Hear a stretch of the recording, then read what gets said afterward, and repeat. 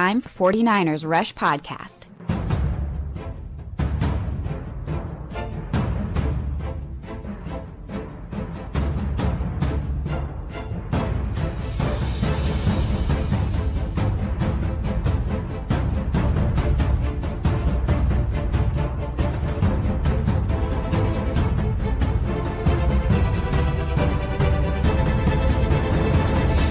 And here's your host, John Chapman.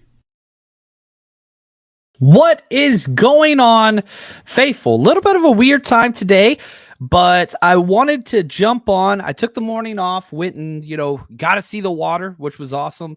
But I wanted to record. I've kind of used this bye week as a little bit of a, just taking a deep breath with all the traveling and all that stuff. And, I understand we kind of pulled back this week, but, still got, I think, 4 shows out, which is awesome. We'll be back to regular resumed programming next week. I know John and Wayne show took a little bit of time off. We'll be back together again next week, regular time, Tuesday, Friday, all that stuff.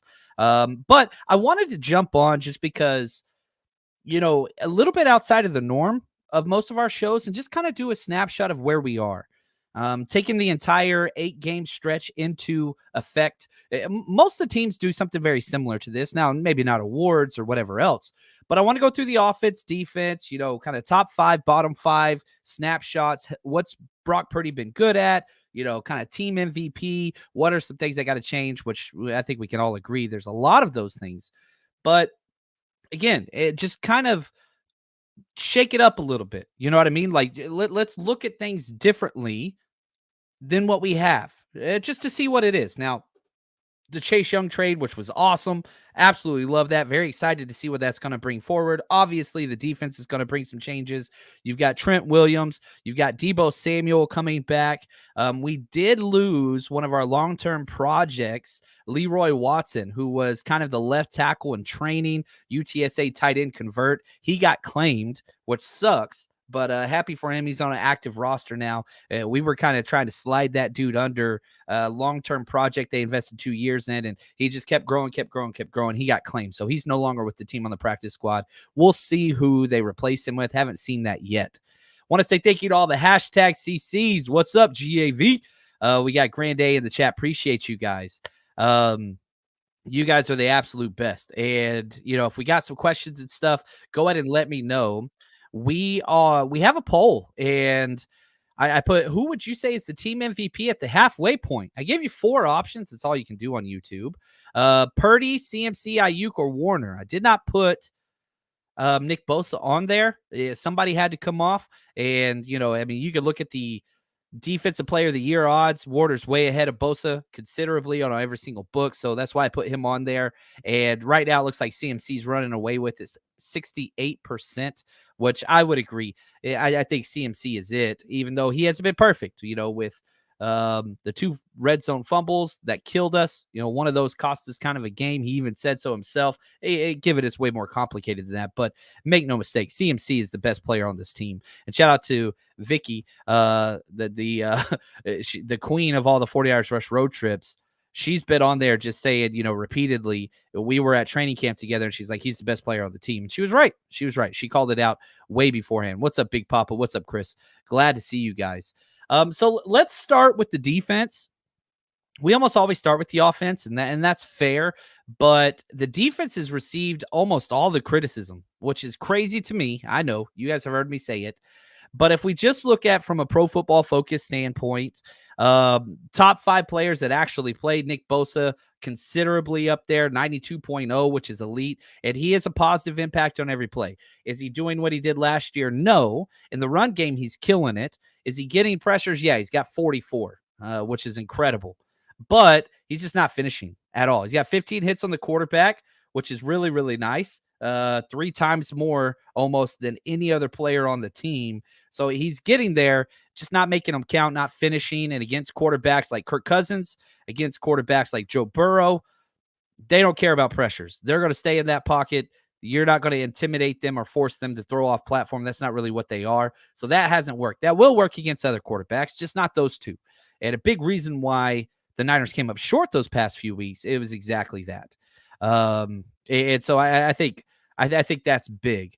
But again, Nick Bosa 1, Kendall Sheffield was 2, but he only took a couple snaps. So Fred Warner 2, Oren Burks 3, even though he had that terrible game. He's just a spot guy. That's just his role. Charvarius Ward, Eric Armstead, then Hargrave Hufunga. Those are your kind of top graded defensive players. Now, if we go to the other side, not going to be a lot of surprises here. These are the names that we have been using for a while now. D. Winters is the lowest graded, but he's got 18 spot snaps. I don't even count that. If we just look at starters and people who are on the team, Isaiah Oliver dead last considerably, and nobody's surprised by that. Isaiah Oliver has been terrible in coverage. He's very, very good against the run. He's got a 69.1 grade. Nice. Against the run. Like, he's good against the run. He just can't cover. And when you're a secondary guy that can't cover, that's going to be a major problem. Drake Jackson, right there next to him. Javon Kinlaw, right there above that. Debo, which I was a little bit surprised of. Demo has a below average run grade, which that just drives me up the wall because he's been one of the best tacklers. He's got 3 missed tackles this year. Last year he had 0. But yeah, Demo being there, that's a little weird to me. And so you look at the top, you look at the bottom, not surprised by Oliver, Jackson, Kinlaw.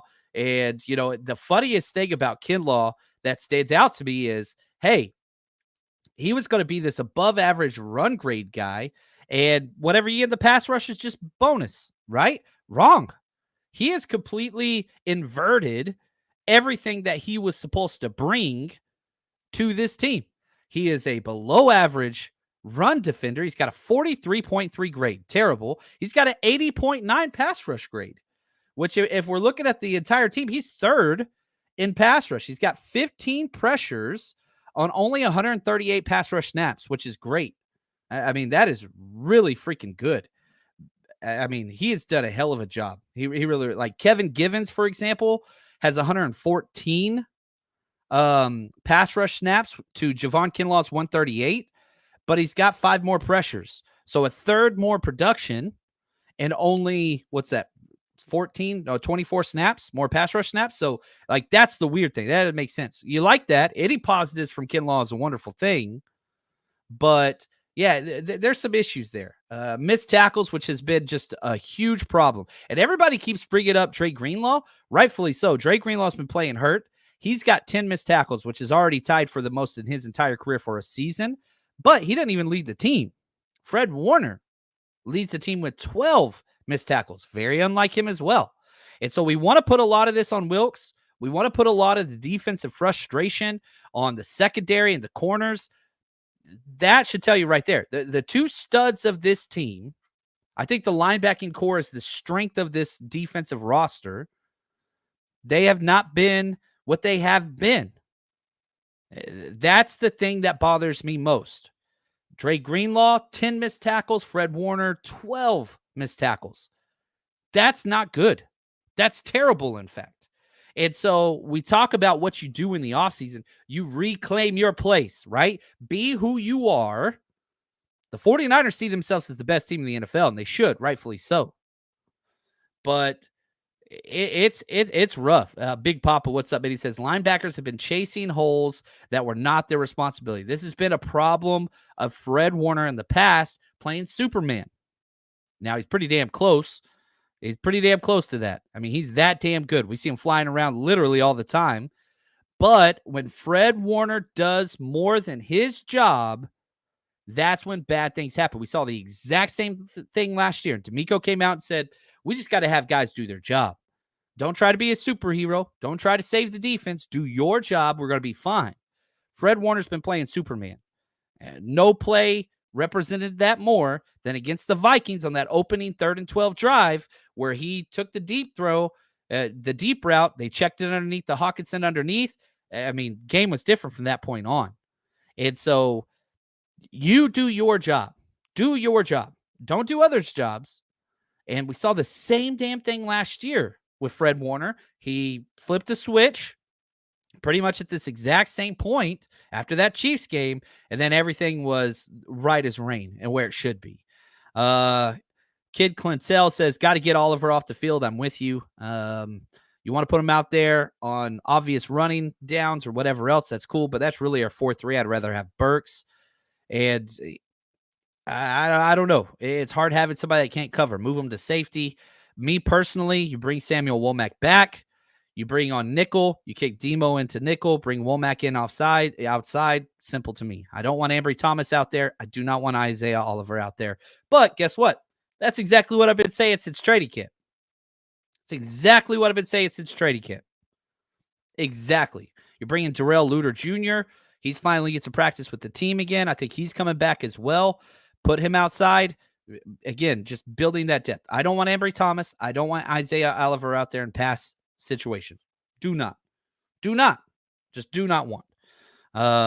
Now, I do not believe Womack or Luter will be taking inside snaps at all at the slot position, but Demo should. Demo outside to start. Whenever you go nickel, kick him inside. That's what I want to do. Bring in Womack or Luter. I don't give a damn. I want guys that want it. I want guys that freaking want it. And it's hard to see. Flynn right here. Oliver's the weakest link on the defense. 20 targets, 20 receptions allowed. They need to give Womack a chance. Now, hold on. I will say this. This exact same week last year, Jimmy Ward forced his first incompletion.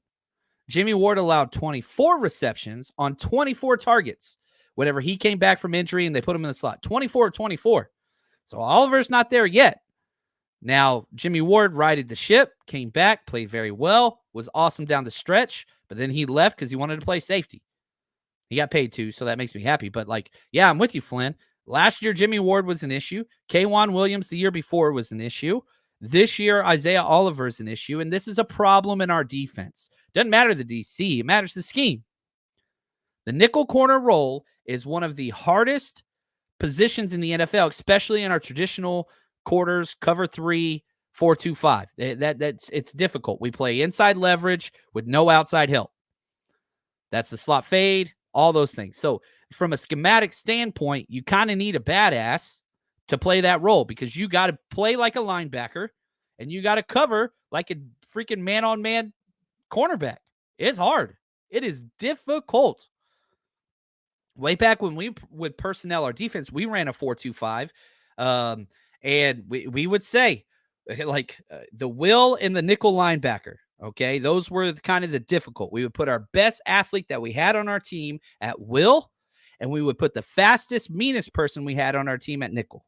So best athlete, will, fast, mean, nickel. And that's hard to find because you can find a lot of guys that can flip their hips, can cover in space, can run with the slot fade, all those things. But, man, you're in the box. We're counting you as a box defender.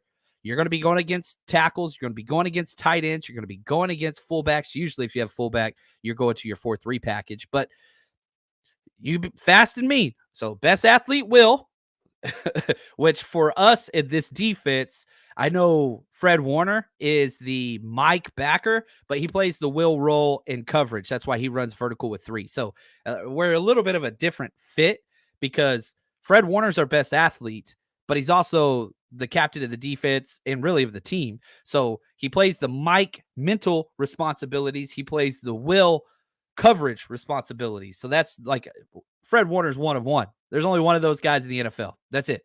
And so, but back to this idea, the nickel position is hard. And we have the quote from Wilkes this offseason saying, hey, we went and got the best nickel that was available. And I'm not quite sure that was incorrect. There was not a lot out there. And so it's not like he was wrong. It's not like he was wrong. There just were no good nickels out there. And I know somebody's like, Jimmy Ward. Jimmy Ward refuses to play nickel. He's playing safety and he got twice as much money. That was never an option here after we switched to Gip, taking his spot. That was it. That was it. Right here, Walder, what's up, my friend? He says, bring the Cowboys back. Man, I wish. The 49ers could use a get-right game, and there would be nothing better than playing against the Cowboys. We've seen how that goes time and time and time again. 3 consecutive years, you've sent, that team packing. That would fix everything. In the past for the 49ers, your get-right game was whenever you played the Rams. So, if we could just play the Rams or the Cowboys every week, we would have no issues. We'd be undefeated. And he says, Rangers winning the World Series. Congratulations. Yeah, hang your hat on that because you're never going to be able to talk about Cowboys winning the World Series until Skeletor dies. That dude ain't going to be around. And so whatever, he's no longer around, maybe, but apple don't fall far from the tree. We'll just say that. But yeah, I really do wish we could play the Cowboys every freaking week. That'd be incredible. Since says MVP is Armstead. Man, Armstead's been great. He's the glue. The stats really aren't there, but he's just so consistently good. I don't have a problem with that at all. And I would be very, very happy if he, stays here, retires here, all those things. I love me some Armstead. Has he been great? I don't think so. Has he been good and consistent? I do think so. Got his 2 sacks. We said on this show he's going to get his first sack. He went and got 2, almost 2.5. And so that's where he's going to be. Kid Clientele says, can Luter play outside? Yes, he's only going to be an outside corner. He's huge.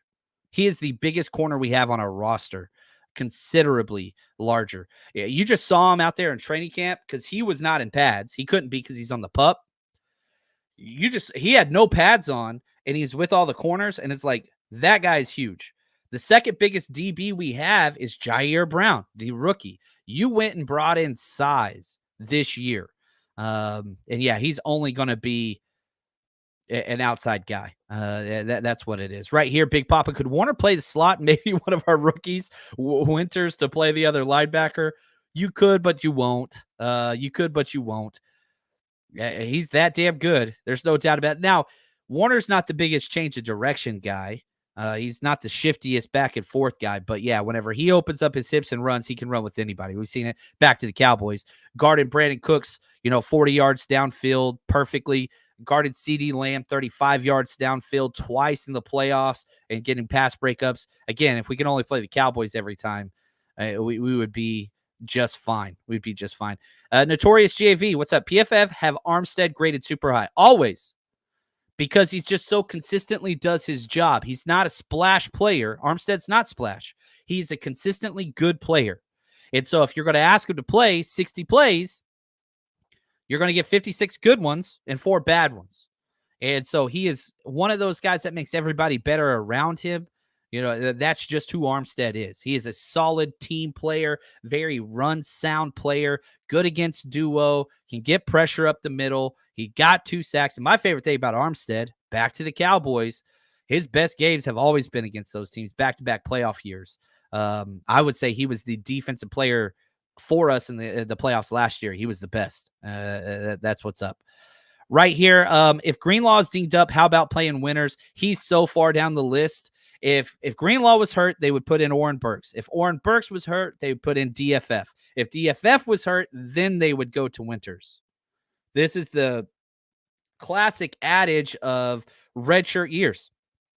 That's just what it is. And, if we're looking at just PFF grades, the lowest graded player is D Winters. He's only played 18 snaps. He's got a 31.8 grade, which is terrible. And so, yeah, we'll see. I like him. He showed flashes, but it's just that. You go back and you watch the preseason, Jalen Graham and D Winters, it was flash play, bust play, flash play, bust play, flash. Yeah, the ceilings are there, but the consistency in the blown plays, not there. And so until that is alleviated, they're not going to get playing time. It's just not going to happen. Again, we'll see what it is. But right here, Sonia says, right, I see all these grades on rookies for PFF and 49ers won't be on that list. No, we do not let them play. It's just not that. Right here, GAV says, Chaps, can you explain to me, a dumb Brit, no such thing, how Juice can go from our third best receiver, 2 years ago, to getting 0.5 targets per game? Here, I'm gonna open up the let's open up Kyle Juszczyk's usage, okay? Because it has changed considerably. And a lot of this has to do, I don't even know how to say this without being disrespectful. They have completely gone away. I don't know.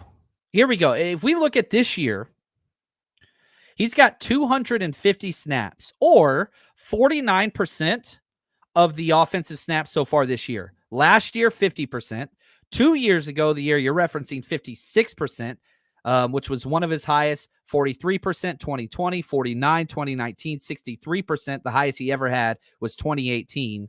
So, I mean, yeah, they're down. 49% is down. It's the lowest in 3 years, second lowest in 4 years. But they have moved away from using Kyle Juszczyk as far as getting him the ball. You know, you look at last year, he had 23 targets. 23. This year he's got 6. So last year was a down year for him. Now it's down even more, which is interesting to me.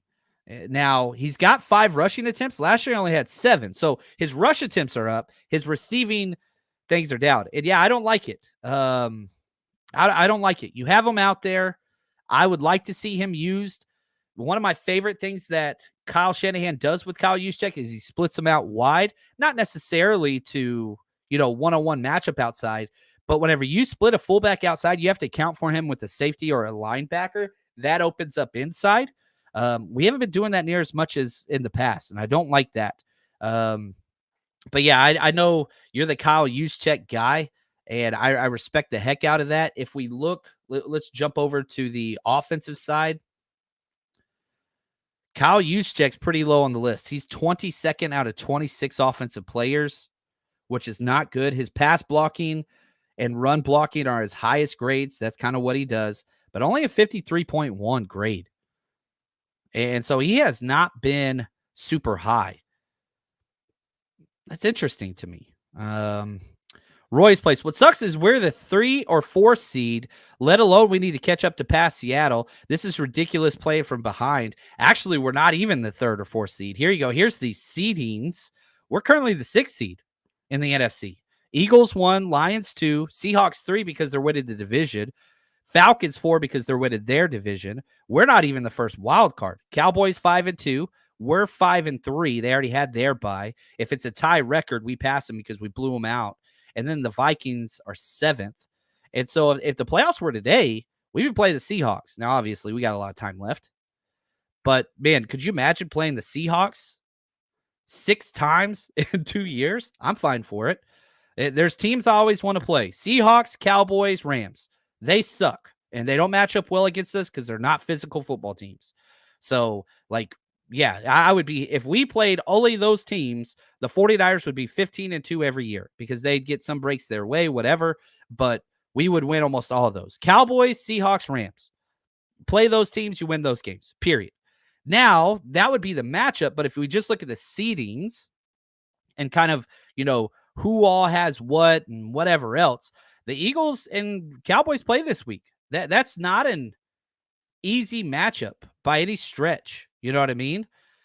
Seattle and Baltimore play each other. Baltimore, I think, is one of the best teams in the NFL currently. I have Seattle losing that game. Then you got the Falcons and Vikings playing each other. Right now, they're both playoff teams. So kind of see where we're at. You've got some leeway, but the Niners need to get back on the winning track. There's no doubt about that. And nobody disagrees there. And Roberto says the schedule has been brutal. We are moving into a better part of the schedule. And I think team-wise, it hasn't been, but rest-wise, it's dog trash. NFL screwed the Niners. We finally get a bye week, and we get the exact same number of rest days. There are no positive rest days for the 49ers, which means we play a team that has fewer days than us. Whenever their schedule first released, I circled that Bengals game and said this is one of the hardest games on the schedule. They have +8 days, not only 7 as a week. We're playing Monday night. Like, that's ridiculous. And then we finally get a bye week, but so does Jacksonville. And we have to travel 3 days, and it's an early kickoff. Like, the bye week, you're supposed to have some type of advantage. We don't even have that. Like, the schedule makers suck. That's all I'm going to say. And I know I'm not blaming them. You got to play what you get, and every team has their complaints. But being a West Coast team, you're always going to get the short end of the stick. But, man, they did not do the 49ers any favors whatsoever. But from a team standpoint, we haven't played like all these dominant teams, Browns, we've got a tough schedule, but time-wise, it will improve. Rest-wise, it will improve. And so I am excited about that. Sonia right here. Seahawks play Ravens, Commanders, Rams, 49ers, Cowboys. They're about to get tested. And they should have lost to the Browns. Literally the exact same game plan. The 49ers versus Browns versus the Seahawks versus Browns. We missed our field goal at the end, and they capitalized at the end. They should have lost that game. And that's the difference between first place in the NFC West. We got a rookie kicker. They seized their opportunity. We missed it. And obviously, it's way more than a rookie kicker. I like Jake Moody. He's going to be here for a long time. I hope he is here for a long time. But that dude cost us a game. Kickers cost between 2 games. There are 2-game difference if you have a good kicker. We've lost one of those so far. So we're 0-1 on the kicker front. Hopefully that gets better. If he makes the kick against the Vikings, do we win that game? Probably not, maybe. But the kicker's got to change, right? And that's the difference of the season. We're 6-2, we're 5-3. That, you see what I'm saying? Like, kickers matter. I wish they did it, but they do. What's up, Phil? Oh, I got to say, I forgot to advertise this. This Sunday, Niners don't have a game, but we're hanging out, baby. We've got our Jerry Rice Tier Zoom hangout that we do once a month. We're going to be getting it out of the way early because of the bye week. So this Sunday at 4:30 p.m. Pacific Standard Time, right before Sunday night kickoff, we're going to be getting together on our Zoom hangout. I'm going to post the links as soon as I'm done with this show on the 49ersrush.com and our Patreon page. And we're going to go through what the issues are. We're going to talk about the Chase Young trade. We're going to do all those things. We're going to look at the schedule ahead. We're going to talk about, record predictions, all that stuff this Sunday. Okay. And if you haven't joined yet, we got a free trial up, 7-day free trial on both those. That's for Jerry Rice tier and up. And I'll post the Zoom links and all that stuff. We're going to hang out. It's going to be a good time. The Detroit GAV kickers are people too. They are. I'm not sure they're football players, but there's something. There's something. What's up, Cole? He says CMC still looked like he was playing hurt the last few games. He looked good. He didn't look CMC good. And I am with you there. And the only issue I have there is, man, why'd he play all those damn snaps? The dude didn't even come out of the game. This team's looking tired and slow. Those are Kyle Shanahan's words. Those are John Lynch's words. And meanwhile, Bosa played every defensive snap. CMC played every offensive snap. It's not that's panic play. That's panic play calling. It's panic personnel. Use your rotation. You've got help. The fact that you got a bruiser and a stud like Jordan Mason who got 0 snaps the last 2 games offensively, that is an issue. That's a problem. You are ruining the depth that you have worked so hard to build. You're not even giving it a chance. Said you put Elijah Mitchell out there, 3 consecutive games, negative yards. Yeah, come on, man. Use some of the depth you developed. Now, the defensive end, I get it. Drake Jackson's that bad that you had to play Nick Bosa that much. I don't mind that. But now you got Chase Young. Randy Gregory should have got more snaps, right? Like, come on. Let's go. Be smart about this. The answer isn't keeping CMC and Bosa out there with 100% snap rate. Nobody is going to, that's not positive to the player, to the team, to the offense, to the defense, or to the depth that you've worked so hard to develop. Now, talking about depth, we have posted positive returns 4 years in a row. Now, we are coming off back-to-back bad weeks with the Niners losing, which I feel bad about, man. If Jake Moody makes both those kicks, both those would have been positive weeks. But that's okay. But we're going to move forward. We hit last night, and we'll be posting our bets this week as well. When your money's on the line, choose a trusted sportsbook that gives you tools to win, like MyBookie. And MyBookie doesn't matter if your team's up or down. You can easily cash out or bet the game live to come out on the winning side. Use MyBookie for daily odds boost, same game parlays, I like teasers, and take advantage of the huge prize pool contest. Plus, MyBookie currently has a no strings attached cash bonus that lets you deposit, withdraw quick. Carries a one-time rollover. Can't find that anywhere else. Just use promo code 49ers, 49ERS, or scan the QR code on this video right next to my face here to claim your own cash deposit bonus now. That's promo code 49ers. So try my money bag. You basically roll the dice and it picks a team and gives you extraordinary extraordinary odds on who's going to win the Super Bowl. Lots of fun options there. So bet anything, anytime, anywhere, and I do mean anywhere, wherever you are, you can bet with my bookie. Just make sure you use the promo code 49ERS, and let's go. Let's make some money together. All right, now let's look at offensive grades. Top 5 are incredible. Number 1, Brandon Ayuk, 91.7. Absolutely incredible. Yeah, had that one bad game and then disappeared in the second half of the Vikings game. And so you kind of had 2 back-to-back negative outings, the Browns and then the Vikings game, but came back. He's incredible. Jordan Mason, second highest rated player. He's only got 40 snaps, but he's got an 86.6 grade. He's been unbelievable. Shanahan just scared of him. And I see people talking about, like, what's up, Brian? Is Mason in the doghouse? No, I don't get it. And, people want to say, yeah, but it's his pass protection. Well, guess what? Christian McCaffrey has an 18.8 per grade pass blocking. And Jordan Mason, who has 1 pass block snap all year, 16.7. And I'm not saying Mason's better than CMC. That's what I'm saying at all. But what I am saying is I've been screaming from the mountaintops. Put CMC in the Debo role while he's out. Get 5 to 7 carries from Jordan Mason in that Elijah Mitchell role or the original CMC role. Spell CMC some. Like, good Lord. It just seems so simple to me. I don't understand why that has just not even happened. And in a muddy game against the Browns where everybody's hurt, put your dude in. Let him do his work. Mason has not had negative plays. He doesn't. He just doesn't. So I don't understand. Kittle, 3rd highest. McCaffrey, 4th. Trent Williams, 5th. Debo, 6th. And that's kind of the stars. Then it drops off considerably. Go to the bottom 5. Dead last, Spencer Burford.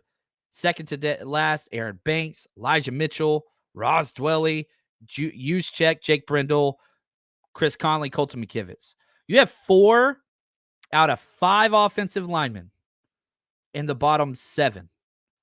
You got Trent Williams way up high. And what's funny is Matt Pryor is ranked higher than all our starters besides Trent. Jalen Moore is ranked higher besides all of our starters besides Trent. John Feliciano ranked higher besides all of it. Like, you know what I mean? Like, Banks started off great. Now he's hurt. I have all the confidence in Feliciano, Jalen Moore, and Matt Pryor. Like, they look good. Jake Brindle's what we thought he was. One of the lowest paid starting center in the NFL. All lines not playing great. Really isn't. And that's an issue. But whenever we look at why the offense is struggling, my favorite clip from the week, and it's 3 seconds. I'm going to play this on repeat. This is George Kittle. And us being a one-dimensional football team isn't very good. Us being a one-dimensional football team is not very good. It's not good. You look at Brock Purdy's number. Everybody wants to talk about, like, blitzes and pressures and all that stuff. I'm sorry, guys. I'm sorry. 4 of Brock's 5 interceptions came whenever he wasn't blitzed. Wasn't even blitzed. Brock Purdy is making Brock Purdy mistakes. Now, I love Brock. I do. But, like, the turnovers and the reasons why this offense is not working isn't because we're being blitzed or anything along those lines. No. Like, that's just not factual. In fact, if you look at when he is blitzed, he's got 7 touchdown passes and 1 interception when he's blitzed. Now you look at where Brock Purdy's at his best, play action. He's got a 138.8 NFL passer rating. He kills it.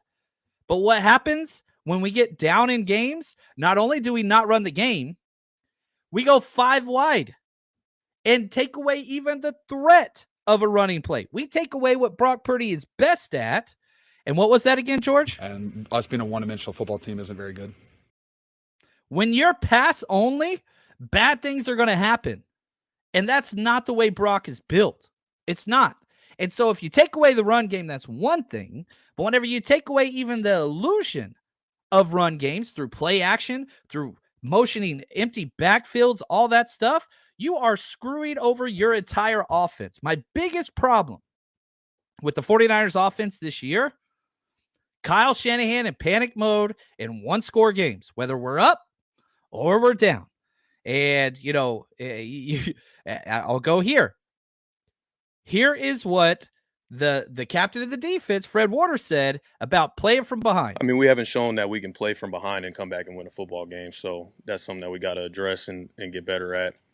We can't just be a team that can only win when we're up. You know what I'm saying? So I'm sure that's something we'll look at. Yeah, something you should look at. Why is that so? The defense has actually been much better in the fourth quarter than it has any other quarter this year. Considerably. You look at points allowed, the fewest of any quarter the 49ers have played in. The defense is doing their job. And the one time that the offense did their job and gave them an opportunity to win a come-from-behind game, what happened? Rookie kicker missed it. But, everybody's like, well, it is hard to win from behind. We were actually up in the Browns game, and guess what we did? Went away from the run completely. We had the lead with 3 minutes left and ran 0 run plays. And what was that again, George? And us being a one-dimensional football team isn't very good. Seems so freaking simple. Now, I love Kyle Shanahan. I love him. I freaking love that dude. I'm so glad he's our coach. I would sign a 20-year extension right now if I could. Doesn't mean he's without certain criticisms. And you cannot go one-dimensional whenever your entire team is built around running the football. Now, I'm going to play a little bit longer clip from George Kittle on how to fix the offense. And I thought that this, George Kittle, he nailed it, man. I mean, first play of the game was outside zone, went for 8 yards. You can sell out against it. There's certain plays that we run them better than anybody else. It's a copycat league. You see people run them all over the league, and they don't run them nearly as well as us. You don't have the offensive line, the tight ends, the fullback, the running back that runs like we do, the wide receivers that block downfield like we do. Like I said, I love running outside zone because when you have outside zone, you get to run play action, bootlegs, keepers, all that off of it. And when you have turnovers and you have penalties and you're playing behind the sticks and you're playing down, it's hard to run the football and get access to all those plays. And so we need to be cleaner up front early on so then we can continue to run the football, run outside zone, run some gap scheme, and be the physical 49ers offense that, we know and love. It's so simple. And whenever you lose all of that, play action, which Brock Purdy's at his best at, right? Outside zone, this CMC's at his best at. All those different things. You take away all the bread and butter, the physicality of this team, and you turn yourself into a finesse 7-on-7 football team. That's not who we are. You be you, right? I get asked all the time, like from people like, oh, I want to start a podcast, whether it's Niners sports or even other stuff. And I always say, like, you've got to be authentic. You got to be who you are, because if you're fake, you're going to get exposed. People are going to figure it out and they're going to stop listening, or you're going to change your persona halfway through. And if you do that, it's like, be who you are. That's why, like, there's a lot of like really negative shows out there. That's fine. 49er shows that are just completely negative and their entire persona is just trashing people. Well, that's kind of who those people are. Like, you be you. And there's an audience for that. You got to be who you are. So what is the 49ers personality? We're bullies. We're physical. We beat people up. We got George Kittle. We got Kyle Juszczyk. You got Trent Williams, who's been out lately. You got Debo. He's been out lately. But you don't change your persona because things aren't going the way you want them to go. How would you guys, what would you do if all of a sudden you turned on the 49ers Rush podcast and I was, Kyle Shanahan should be fired and Steve Wilkes is dog crap. And you know who else? Nick Bosa was a loser. And, those shows exist. And I'm not saying those are bad shows. I'm saying that's not who I am. Right. And so if you saw this complete shift away from who my personality is, which for some of the reason why you're here is because this is episode 997. We've been doing this show a long time. So maybe I do the first 1,000 positive and then I do the next 1,000 negative. You see what I'm saying? You got to be who you are. And Kyle and John Lynch, they know who they are. But whenever things get rough in the fourth quarter, they kind of Jimmy excited feet in the pocket.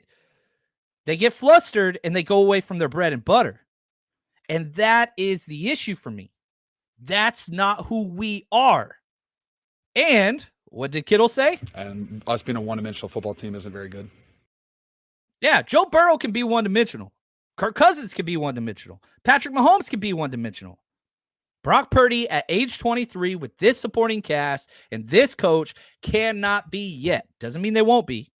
And maybe eventually we'll get to the point where we can throw the ball 50-plus times a game and just throw the ball, 11 pass attempts with 3 rush attempts in the fourth quarter whenever you're down 7. Maybe eventually that'd be the way, but it's not there now.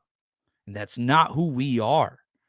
So what are the midseason grades? We're missing it. You know what I mean? Be who you are. And yes, you're going to have more games where you have to come from behind. And we saw glimpses of it. We saw it. The Browns game we should have won. But we can't have -2 factors of the game. You can't win offense and lose defense special teams. You can't win defense and lose, whatever. I think I just said the same thing twice, but I think we understand what we say. We're a complementary football team. And if you do those things, that's going to be huge. Ed, what's up, brother? He says, you fix the offense by getting our players back and get it going again. It will be different with them back. It will be, but we're going to have more injuries. And how come the injuries don't affect the Browns when they play us, but they affect us when we play them? Refs suck. I don't like blaming the refs. Refs are going to suck. We're going to have more injuries. It's football. It's what it is. But that shouldn't be the qualifying factor to make who we are. Next man up, be you. You know what I'm saying? Let's go. Like, we're the bullies. We're the best. So freaking play like it. Now, speaking of the best, this week we got off. Next week, we're traveling all the way down to Jacksonville. If you're coming out, good Lord, we're going to be hanging out. I'm so excited about this at the Underbelly, which is downtown Jacksonville, Saturday with Frank freaking Gore. The Inconvenient Truth's going to be out signing autographs, taking pictures. So come party with us. Get your tickets, 49ersrushroadtrip.com. And it's very simple. We have to charge 2 different ways. It costs to get into the door, which we have to split up and pay for all the stuff. And then you have to pay for the autographs as well. So if you open up 49ersrushroadtrip.com, there's one link to get in. There's another link to buy your autograph. They're as cheap as they're going to be right now, 49ersrushroadtrip.com. Then the next day, the day of the tailgate, we're going to be right across the street, the Tailgate Bar and Grill. We rented the whole thing out. It's going to be an absolute awesome tailgate. And it's right across the street from the stadium. So if you want to get tickets to that, all you can eat, all you can drink, prizes, trivia, all that kind of crazy stuff, head to 49ersrushroadtrip.com. As always, so excited to go out there and party and just have a good time. And really, one more reminder, this Sunday, we have our Jerry Rice Tier Zoom Hangout, which is going to be an absolute blast. So it's going to be fun. I'm freaking pumped. We're going to get things back on schedule. This team is fine. Just be who the hell you are. Don't try to be somebody else. Calm down. Run your scheme. Just be you. Be you. Anyway, that's going to do it for us today. Appreciate you guys. Have a great weekend and just take deep breaths. We'll see you at the hangout. And until next time, stay strong, faithful.